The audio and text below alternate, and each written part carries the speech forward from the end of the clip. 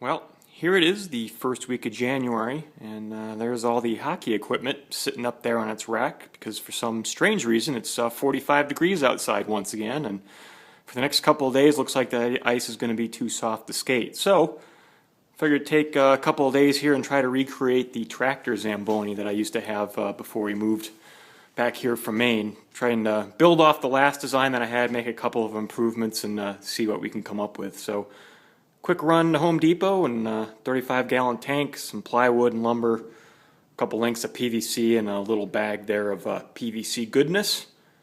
Hopefully all of that, coupled with the trusty old garden tractor there, will turn into a new ice resurfacer here, hopefully by the time the weather turns cold again and I can actually use it. So we'll go ahead and get started. Just real quickly here, so you can see there's really nothing special about my particular garden tractor. It's your basic Craftsman model from Sears from 2-3 years ago. Nothing's really changed. I did take the mower deck off and put that in storage for the winter, just to save a little bit of weight and to give me a little more ground clearance as I drive it across the yard to get into the rink.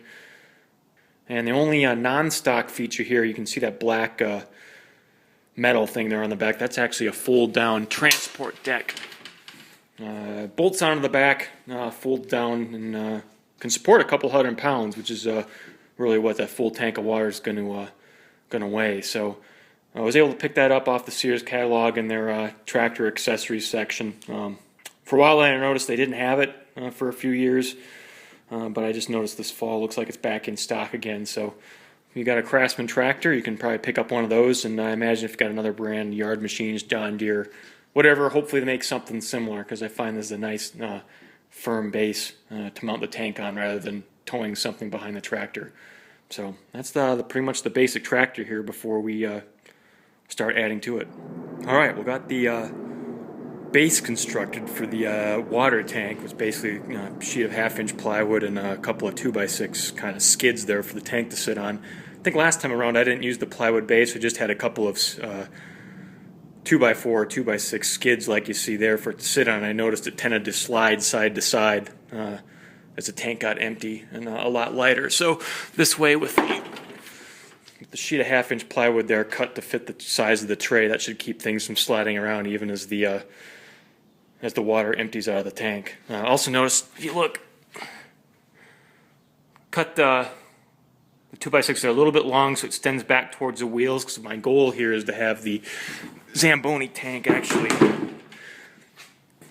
sit as close to the back tires there as possible, and still it's supported there by the 2x6s. That way, by keeping the weight towards the back tires, it gives a little more traction to the tires, and also, that's, like I said, I think it's a couple 100 pounds worth of water once it gets in there. So with all that weight, the further back of the moment there it is, the greater tendency there's for the front end of the tractor to lift up once you start moving. So I try to get the tank as close to the rear wheels, or the center of the tractor, I guess, as possible, and that also gives me a little bit of room there on the very back end to mount some plumbing. So I think we'll get the base there painted so it doesn't absorb the water, and we'll go from there.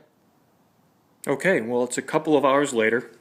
As you can see, I've had a chance to get a coat of paint on the plywood and 2x6 base there. Really wouldn't have been necessary, but I had the paint laying around. I figure it might help waterproof the wood a little bit, and also makes the whole thing look a little bit neater. So I guess if you're a big enough idiot to spend your day off in the garage trying to build a Zamboni, you might as well go a little extra effort, I guess. So anyway, also had a chance to get the tank mounted there on the base. A couple ways you could do that. Last time, I actually took some lag bolts and drilled down through the foot of the tank into the plywood base, then sealed up those screw heads with some plumber sealant or goop. But this time I wanted to make it a little more disassemblable so I could take it apart for repair or storage. So this time I actually tried, had some extra straps laying around the garage. So I put a couple of screw-in eye bolts there, a couple in back there, then a couple on the other side on the front of the 2x6s there, and then took those straps and cinched it down over the top. Actually, it's a pretty good job. It's pretty stable there. Don't expect it to move around. So I guess at this point, the next step is to start working on the plumbing for the rig. So we'll pick that up next.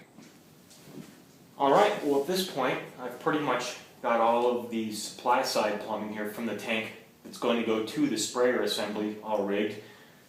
Everything coming out of the tank here is 1-inch PVC. Runs through a nice little shut-off valve there that's held down with a couple 1.25-inch pipe clamps.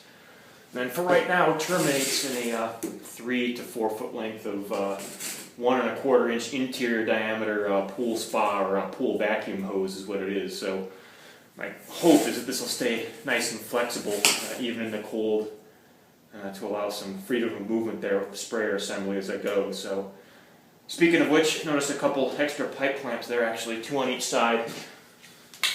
In case you're wondering what those are for, the goal here is that's how I'm going to mount the sprayer assembly on the back. So another piece of 1-inch PVC here that is going to have the sprayer assembly extend off of it here once I get it cut, and then connect to the flexible hose. So that's the plan anyway. Might notice one additional little piece of PVC here sticking up, in case you're wondering what that is. That's actually going to be a support for the handle I'm going to use to control the valve from the tractor seat. So it's basically just connected in line there with a PVC T. And in case you're wondering what's going to prevent the water from coming and bubbling up, I actually had a little piece of extra vinyl siding. So I took a 1-inch hole saw, cut a little round piece out of there, stuck it down in the bottom, and sealed it all up real well with plumber's goop. So once that solidifies, it should prevent any water from bubbling up through here. And as far as the handle goes I was talking about, there's another 1-inch section of PVC with a coupling there on the bottom. You can see I've notched it out. So that notch, in theory, is going to fit right over the valve handle there. And then actually this is 1.25-inch PVC that's going to slide right down over the 1-inch, and I can glue that in, and hopefully, although I don't have it cemented yet, should allow me from the tractor seat to reach around behind me and remotely control that valve without stopping the tractor to control the flow of water. So at this point I think we're ready to start working on the sprayer assembly. Alright, at this point the sprayer assembly has been all put together and attached to the back of the tractor. Same as the top part, everything here is 1-inch PVC.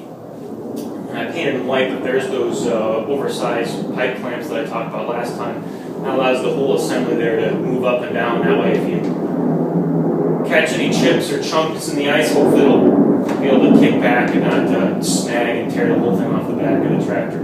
Also allows a little bit of freedom of movement this way, so that if the sprayer bar is riding on uneven ice or the tractor isn't quite level, allows the sprayer bar to stay level with the ice, hopefully. So basically the water will come down the center tube there and then spread out in a T pattern there from the center towards the ends. I did the same thing with where these crossbars join that I did up here in the handle. So I took that little 1-inch piece of round vinyl siding and I glued that in the base of the T here so that no water comes from the flat part there up into the rest of the frame assembly. So that should keep that nice and dry. Just a little piece of rope there. I haven't quite figured out how to attach it up to the top of the tractor yet. Basically, you should be able to pull on that from the driver's seat somehow and raise and lower the sprayer bar as you're trying to get on and off the ice, or if you want to raise the towel off for any reason. And the only other thing I did this time that I didn't do last time, I actually used a quick disconnect fitting here to unscrews. That way, if you have any wire left in the base of the tank, once you're done resurfacing your ice, you can disconnect that and dump it out a whole lot more quickly than if you waited for it to spread out through the sprayer bar. So I can show you real quickly here just some of the details at the bottom of the sprayer bar. Hard to see a little bit. You can see just right there the 3 little holes. Those are 3 32-inch holes that I drilled, spaced about 1 inch along the entire length of the bar, which is about 48 inches. I think the last time I did this I started out with a 1/4-inch hole, which was way too much water, so I recommend starting small. You can always drill subsequently larger holes if you don't have enough water, but you can't fill them back in once you drill through that PVC. So I found last time 3 32-inch, every inch seemed to work fine, so that's what I started with, and I'll adjust from there. This little silver screw-in eye there, I just put one there and one further on down on the bottom of the bar. That way it rides just about a 1/2 inch up off the bottom of the ice as you go. Otherwise, if that PVC bar drags the very surface of the ice, you'll start collecting some snow and ice chips and start dragging that along with you. So hopefully this will allow it to get over that any snow or shavings left on the ice and keep from pushing it out in front of you. So you can also see the brass grommets there spaced about every 6 inches. Those are going to match up with the grommets in my resurfacing towel, which I'll run and grab here real quick and show you that. I just laid out the resurfacing towel so you can get a look at that. It's pretty much just a standard 46 or 48 inch bath towel that's been folded in half lengthwise, and about every 6 inches along the top edge there I through punched some brass grommets, and those are what are going to hook onto the hook eyes there in the sprayer bar and drag along behind the whole Zamboni and smooth out the ice fairly nicely. I like doing the removable towel that way, since the tractor has to stay outside at night. Obviously you can detach the towel, take it inside, put it in the laundry tub so it doesn't freeze into a rock hard board overnight. Also can throw it in the wash every once in a while. So that's pretty much it. That's the hopefully semi-finished product. I haven't solvent welded any of the PVC joints or anything yet. I'm going to fill it up with some water and just give it a little test to see if there's any major leaks, and haven't messed anything up before I finalize everything and glue everything in place. But next step is going to be fill the tank with some water and see what it does. Well, about 10 minutes ago I filled up the tank with about 5 gallons of water, and been letting it sit here to see if I have any leaks, and even, looks like even without the PVC being cemented together yet, looks like it's pretty watertight. So doesn't look like we have water where there's not supposed to be water, so it's time to find out if we get water where we're supposed to get water. So turn the handle there and see what we got. And there you go. Nice little controlled stream of water there the whole length of the bar, so that's what we like to see. So I think at this point we'll go ahead and glue all the joints together that I need to glue, and then hopefully sometime tomorrow it'll be finally cold enough outside. Maybe I can get a chance to take this out and give it a shot out on the rink. Well, it's finally a nice 23-degree morning outside, so as you can see I'm filling up the tank with water. Might notice a little bit of steam come out of the tank. I do tend to like to use hot or warm water when I resurface. No, it's completely personal preference, but I do tend to feel that hot water adheres a little bit better and creates a little bit stronger, more stable ice. But again, completely personal preference. So once this tank fills up, we'll get out there and give it a shot.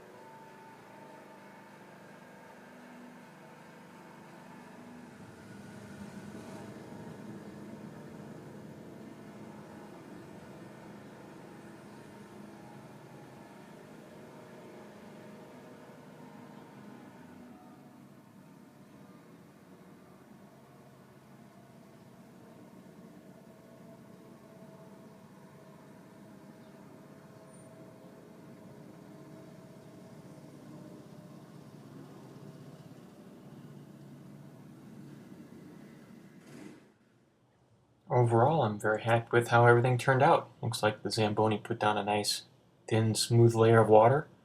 That 35-gallon tank was more than enough to do my 32 by 80 rink. I think it very easily could have handled 40 or 50 by 100 at least.